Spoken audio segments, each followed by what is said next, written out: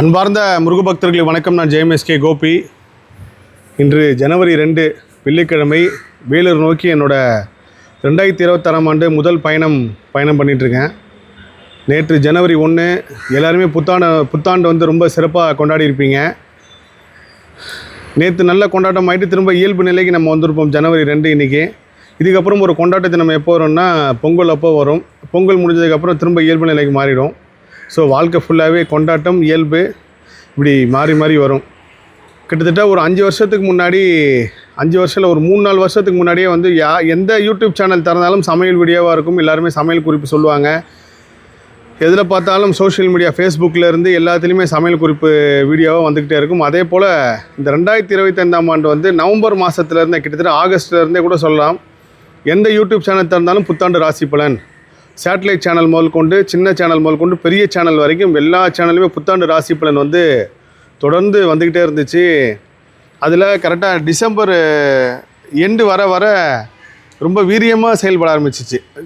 சும்மா social media உள்ளே போனாலே இந்த ராசிக்கு இப்படி இருக்குது, அந்த ராசிக்கு இப்படி இருக்குதுன்னு சொல்லி கிட்டத்தட்ட உண்மையிலே வந்து அந்த பேட்டி அந்த வீடியோலாம் பார்க்குறவங்க எல்லாருக்கும் ஒரு கலக்கமான ஒரு மனநிலை வந்திருக்கும்.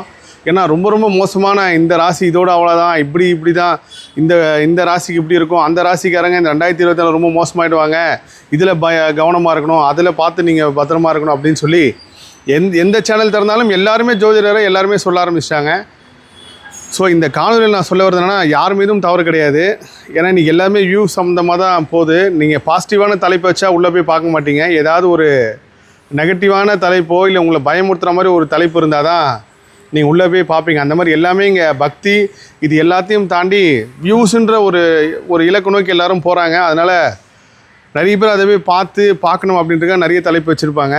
இதில் ஒரு சில ராசினர் வந்து ரொம்ப மோசமாக இருக்கிற மாதிரி சொல்லியிருந்தாங்க. ஸோ நேற்று என்னோடய வாட்ஸ்அப் சேனலில் வந்து நான் வந்து ஒரு விஷயம் பதிவு பண்ணியிருந்தேன்.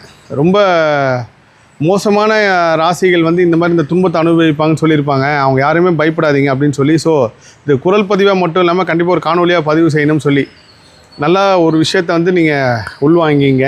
இந்த பிறப்பே நம்மளுக்கு வந்து இன்பத்தை மட்டும் அனுபவிக்கிறது கிடையாது. இன்பமும் துன்பமும் வேதனையும் சோதனையும் ஏற்றமும் இரக்கமும் மாற்றமும் இது எல்லாத்தையும் அனுபவிக்க தான் இந்த பிறப்பே. அதனால் இன்பம் மட்டும் வரும் நீங்கள் என்றைக்குமே நினைக்காதீங்க. எத்தனையோ ராசி பலனில் பார்த்தீங்கன்னா ஒரு சில ராசிகள்லாம் உண்மையிலேயே அதை வந்து ஒருத்தன் பார்த்தான்னா அவன் கதிகலையும் போயிடும். அந்த அளவுக்கு வந்து அவ்வளோ மோசமாக அவங்க பயப்படுற அளவுக்கு சொல்லியிருந்தாங்க. ஸோ இந்த காணொலியில் நான் சொல்ல வருதுன்னா யாரையுமே பயப்படாதீங்க, யாரும் கலக்கமடையாதீங்க, வருத்தமடையாதீங்க. எந்த ராசியெல்லாம் ரொம்ப மோசம்னு சொன்னாங்களோ அவங்களுக்காக இந்த காணொலி. நான் திரும்ப முருக பக்தர்கிட்ட சொல்கிறது என்னென்னா, நம்ம யாரோட மடியில் இருக்கோம், யாரோட அரவணைப்பில் இருக்கோம் அப்படின்னு பார்த்தீங்கன்னா ஆறுமுக கடவுள், கலியுக கடவுள், இந்த பிரபஞ்சத்திற்கு நாயகன், அப்பேற்பட்ட கடவுளோட அரவணைப்பில் இருக்கோம். ஒரு அனல் மின் நிலையம் உள்ளே நம்ம இருந்துக்கிட்டு கரண்ட் இல்லை வெளிச்சம் இல்லைன்னு சொல்லி கவலைப்படுறது எவ்வளோ பெரிய முட்டாள்தனமோ, அந்த மாதிரி ஆறுமுக கடவுள் அரவணைப்பில் இருக்கும்போது நம்மளை நாள் என்ன செய்யும் கோள் என்ன செய்யும் இனிதான் என்ன செய்யும், இதுதான் உண்மை. கந்தர் அலங்காரத்தில் ஒரு அற்புதமான பாடல் கொடுத்துருக்கார் அருணையனார் பெருமான். சேந்தனை கந்தனை செங்கோட்டு வேற்பனை செஞ்சுடர்வேல் வேந்தனை செந்தமிழ் உன் விரித்தோனை விலங்குவள்ளி காந்தனை கந்த கடம்பனை கார்மையில் வாகனனை சார்ந்துனை போது மறவாதவருக்கு ஒரு தாழ்வில்லை அப்படின்ட்டு. கந்த பெருமான் காடில் நம்ம இருக்கும்போது என்றைக்குமே வாழ்க்கையில் தாழ்வே கிடையாது. அதனால் உலகெங்கும் முருகர் சொந்தங்களுக்கு கண்டிப்பாக அந்த காணொலி வந்து சேரும். நிச்சயமாக பார்ப்பீங்க. ராசி எப்படி இருந்தாலும் சரி, நட்சத்திரம் எப்படி இருந்தாலும் சரி, கிரகங்கள் எப்படி இருந்தாலும் சரி, இது எல்லாமே நம்மளுக்கு வந்து நன்மை பயக்குதோ தீமை பயக்குதோ. ஆனால் கந்த கடவுள் நம்மளுக்கு ரொம்ப நன்மை தான் கொடுப்பாரு. அவரோட பாதத்தில் நீங்கள் சரணாகதி அடையுங்க. மற்றபடி எந்த கிரகத்தையும் பார்த்து பயப்படாதீங்க. கிரகம் எல்லாமே நம்மளை வாழ வைக்கிறதுக்கு தான் வந்திருக்கு. நம்மளை ஊழ்வினை கர்மவினைப்படி தான் நம்ம இந்த பிறப்பு எடுக்கிறோம், இந்த துன்பம் அனுபவிக்கிறோம். அதனால் இன்பம் மட்டுமே நம்மளுக்கு வேணும்னு நினச்சிடாதீங்க, துன்பமும் வேணும். அப்போ தான் நம்மளுக்கு நிறைய பாடம் பக்குவம் கிடைக்கும். ஸோ இந்த 2026 யாரெல்லாம் 2025 வந்து எழுந்துக்க முடியாமல் அவங்க எல்லாருமே ஒரு கம்பேக் கொடுங்க. ஸோ இந்த காணொலி மூலியமாக நான் சொல்ல வருது என்னென்னா, கிரகங்கள் எவ்வளோ உங்களுக்கு மோசமான எதிர்வகையாக செயல்பட்டாலும் ஆறுமுக கடவுள் உங்களுக்கு நன்மை செய்வார். கிரகத்துக்கிட்டேயும் நீங்கள் வந்து இந்த ராசி இப்படி இந்த கிரகம் உங்களுக்கு இப்படி எதிராக செயல்பட்டுச்சுன்னு ஜோதிடர்கள் சொன்னாலும் நீங்கள் அந்த கிரகங்களுக்கு 9 கிரகங்களுக்கும் நன்றி சொல்லி 27 நட்சத்திரங்களுக்கு நன்றி சொல்லி இயற்கைக்கு நன்றி சொல்லி இந்த 2026ஆம் ஆண்டு துவக்குங்க. எவ்வளோ மோசமான சூழ்நிலை வந்தாலும் கந்த பெருமானை விட்டுறாதீங்க. இது மட்டும் என்னோடய தாழ்மையான வேண்டுகோள். ஸோ 2026ஆம் ஆண்டு எல்லாரோட வாழ்விலும் பொன்னாளாக மாறத்துக்கு நான் முருகப்பெருமானை வேண்டிக்கிறேன். என்னோடய முதல் பயணம் வந்து வேலூர் பயணம். வேலூர் நோக்கி நான் பயணம் பண்ணிகிட்ருக்கேன்.